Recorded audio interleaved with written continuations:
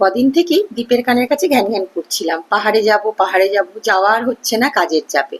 তাই বলল, ঠিক আছে, তোকে পাহাড়ে যখন নিয়ে যেতে পারছি না, তোকে পাহাড়ি কাবাব বানিয়ে খাওয়াচ্ছি।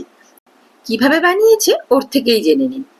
পাহাড়ি কাবাব বানানোর জন্য আমি নিয়ে নিয়েছিলাম 300 গ্রামের মতো চিকেনের সলিড পিস। এবার একটা মিক্সার জারে বেশ কিছুটা ধনেপাতা, পুদিনা পাতা, কাঁচা লঙ্কা, কয়েক কোয়া রসুন আর কিছুটা আদা দিয়ে একটু জল অ্যাড করে একটা পেস্ট বানিয়ে নিয়েছিলাম।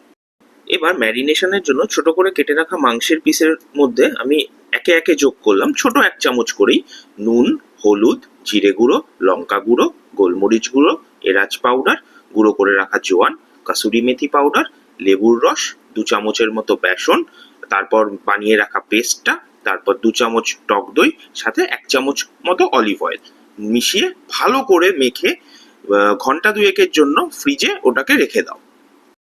এরপর গ্যাসে একটা কড়াই বসিয়ে তাতে অল্প তেল ব্রাশ করে নিয়ে ফ্রিজ থেকে এবার ম্যারিনেট করে রাখা চিকেনগুলোকে বের করে স্টিকের মধ্যে 4 পিস করে আমি গেঁথে নিয়েছিলাম। তোমরা তার থেকে কম বেশিও করতে পারো। তো 4 পিস করে গেঁথে নিয়ে আমি এবার সেটাকে ভাজতে বসিয়ে দিলাম। ভালো করে ভেজে নিয়ে পেঁয়াজ কাঁচা লঙ্কার সাথে প্লেটে সাজিয়ে সার্ভ করে দিলাম। খেতে কিন্তু সত্যি দারুণ হয়েছিল। পাহাড়ে না যেতে পারার কষ্টটা কম না হলেও এটা খেয়ে মনটা বেশ ভালো হয়ে গেল। দুর্দান্ত হয় খেতে।